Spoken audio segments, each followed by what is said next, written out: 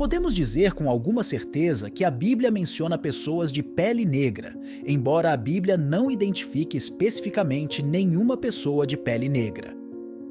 A Bíblia também não identifica especificamente nenhuma pessoa de pele branca.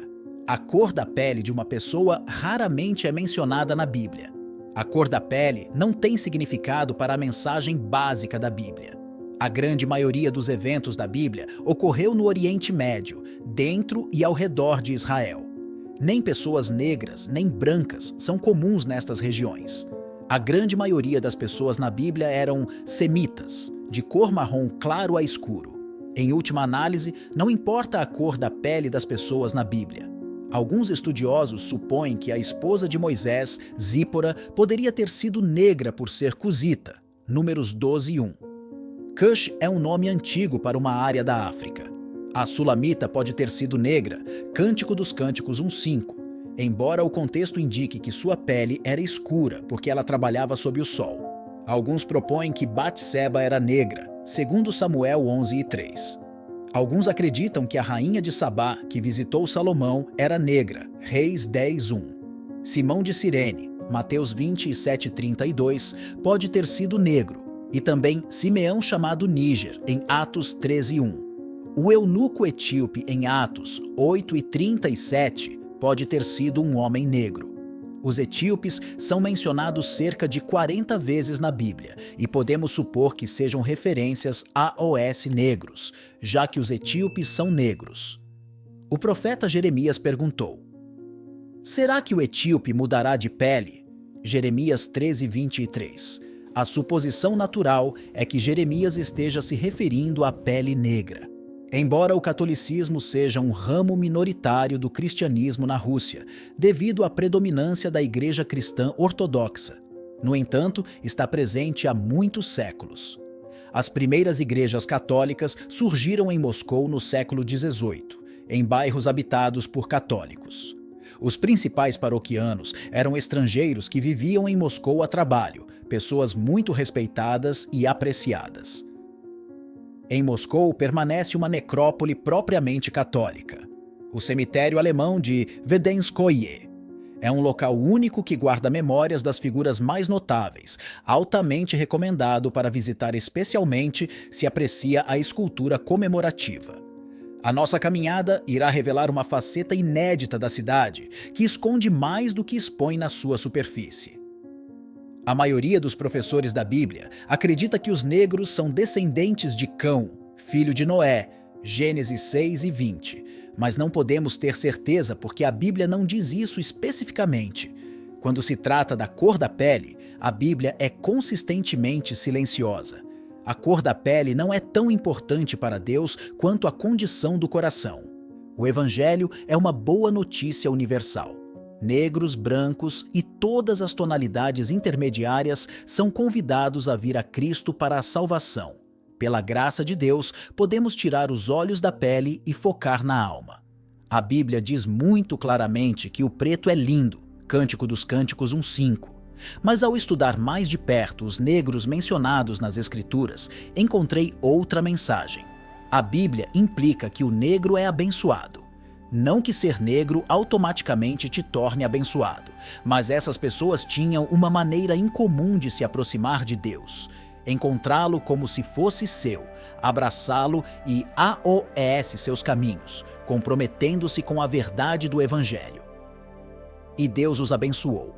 A Bíblia geralmente não indica a cor de uma pessoa, mas descreve com mais frequência a terra de origem. As pessoas se moviam muito mais do que você imagina no mundo antigo. Normalmente, mas nem sempre, o povo de África era negro. Por outro lado, às vezes a Bíblia nos fala especificamente sobre uma pessoa negra na Palestina, na Síria ou no deserto do Sinai. A primeira mulher africana que encontrei na Bíblia é Hagar, uma egípcia e escrava da esposa de Abraão, Sara.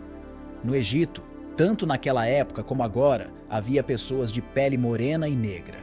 Mas é muito provável que Hagar fosse uma mulher negra capturada na Núbia e trazida como escrava para o Egito. Suspeito que possa ter sido parte do pacote de presentes que o faraó, rei do Egito, deu a Abraão em troca de sua esposa Sara. A Bíblia diz que Faraó lhe deu ovelhas, bois, jumentos, servos, servas, jumentas e camelos. Gênesis 12:16. Observe que os escravos foram listados junto com ovelhas, bois e camelos. Faraó poderia ter dado aqueles escravos como bens móveis, mas veja o que Deus fez. Nesta história, nem Abraão nem Sara se saíram muito bem. Você se lembra que eles a fizeram passar por irmã de Abraão, porque ela era sua meia-irmã. Abraão e a bela Sara concordaram em não mencionar que ela também era sua esposa, pois temiam que, para levar Sara, o faraó matasse Abraão. Geralmente somos educados demais para insistir nas indiscrições de importantes figuras bíblicas, mas Abraão acabou de vender sua esposa como escrava. Portanto, esta história é sobre 2 escravos, não apenas um. Quando o faraó descobriu que havia sido enganado, mandou o grupo embora. Os anos se passaram e ainda não havia filho para Sara e Abraão. Então Sara pegou um atalho. Ele decidiu usar o corpo de Hagar para fins reprodutivos. O texto diz literalmente, ser edificado por ele. Gênesis 16:2. Sabemos que certas sociedades no Antigo Oriente Próximo forçavam uma esposa sem filhos a dar o seu servo ao marido se ela não pudesse ter um filho, e então os filhos eram considerados seus. Embora Deus tivesse chamado Abraão e Sara para uma nova terra e uma nova vida, eles ainda obedeciam às antigas leis. Infelizmente, ninguém pensou 2 vezes sobre Hagar ou seus sentimentos. A Bíblia diz que Sara convidou Abraão para ir até Hagar, e ele a ouviu. Gênesis 16:2. Hagar engravidou e ficou orgulhosa, possivelmente considerando-se como tendo um novo status na comunidade por ter obedecido ao pedido de sua senhora e seria mãe do filho do Senhor. E ainda assim, a Bíblia diz que ela menosprezou sua amante. Gênesis 16:4. O hebraico diz literalmente, sua amante tornou-se pequena aos seus olhos. Talvez Hagar desprezasse Sara por transformá-la em propriedade sexual. Sara reclamou com Abraão sobre a atitude de Hagar, e ele disse, eis que a tua serva está nas tuas mãos, faça com ele o que quiser. Gênesis 16:6. Isso foi uma licença para maltratá-la, e Sara foi tão dura com ela que Hagar fugiu para o deserto. O deserto pode ser um lugar cruel para qualquer um, muito menos para uma mulher grávida, mas Deus não se esqueceu de Hagar. O anjo do Senhor a encontrou desmaiada e sozinha perto de uma fonte de água. A julgar pelo local onde foi encontrada, ela tentava regressar à África. Ela foi sábia o suficiente no deserto para ter encontrado água, mas então a terrível realidade deve tê-la atingido. Ela precisava de comida e abrigo do sol e dos ventos se ela e seu filho quisessem sobreviver. Mas descobriu-se que o próprio Deus era o seu sistema de apoio. Esta é a primeira vez nas Escrituras que vemos a preocupação de Deus por um indivíduo comum. O anjo incentivou Hagar a retornar à tenda de Sara para receber os cuidados de que necessitava. Ela então prometeu que seu filho se tornaria um homem corajoso e que ela seria a ancestral de uma multidão. A criança recebeu até um nome, Ismael, que significa Deus ouvirá. O anjo acrescentou, pois o Senhor ouviu a tua angústia. Esta também é a primeira vez na Bíblia onde vimos alguém clamar a Deus em meio a problemas e vimos a resposta. Qualquer pessoa que chama seu filho de Deus ouvirá, sabe alguma coisa sobre oração. Essa pessoa sabe que quando clamamos a Deus, Ele escuta e começa a mudar as coisas. Quando oramos, a primeira coisa que Deus muda, geralmente somos nós. A instrução de Deus para Agar foi estranha. Foi-lhe dito que se tornasse escrava novamente até o nascimento de seu filho e que buscasse proteção para ele durante sua infância. No entanto, também lhe foi prometido que seria maravilhosamente livre. Ele será um homem selvagem. Não se pode domesticar o burro selvagem. Ele é dono de si mesmo e vai aonde quer. Jó 5:8. Quando Sara insistiu que Ismael e Agar fossem despejados, Abraão ficou fora de si. Como ele pôde fazer isso com seu próprio filho e com a mãe de seu filho?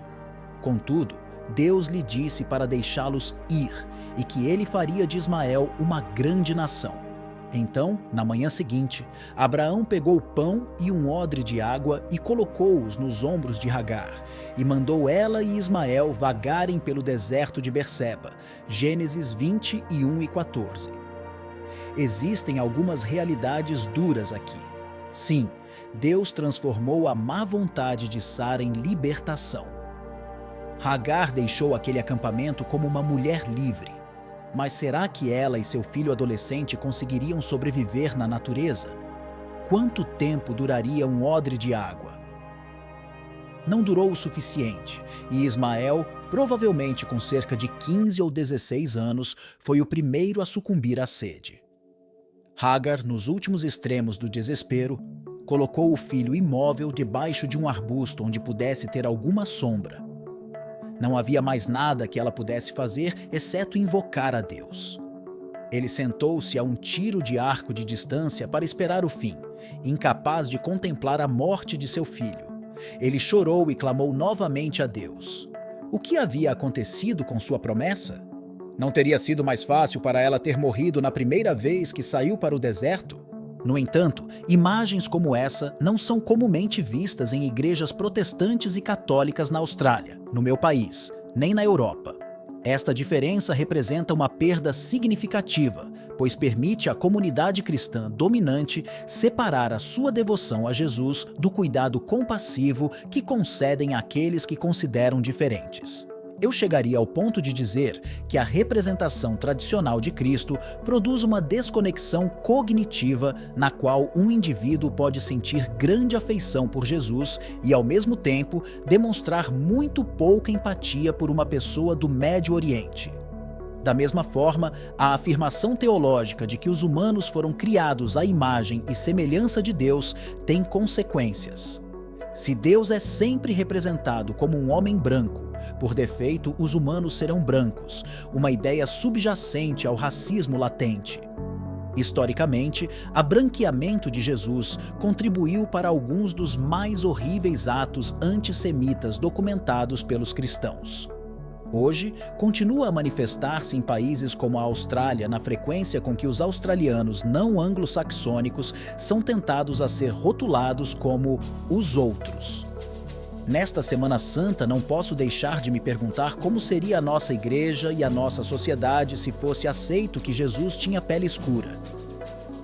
O que aconteceria se enfrentássemos a realidade que nada mais é do que o corpo pregado na cruz, abatido, torturado e executado publicamente por um regime opressor, fosse negro? Talvez a nossa atitude mudasse se entendêssemos que o confinamento injusto, o abuso e a execução a que foi submetido o Jesus histórico tem mais a ver com as experiências dos povos indígenas ou refugiados do que com aqueles que detêm o poder na igreja e que se apropriam da imagem de Cristo. Pode parecer radical, mas continuo pensando no que poderia mudar se percebêssemos que a pessoa que os cristãos chamam de Deus não era branca, mas que o Salvador do mundo era um judeu do Oriente Médio. Amado Jesus, venho diante de você neste dia para reconhecer sua grandeza e seu amor infinito. Eu te adoro como meu Senhor e Salvador e agradeço pelo sacrifício que você fez na cruz para nos salvar do pecado.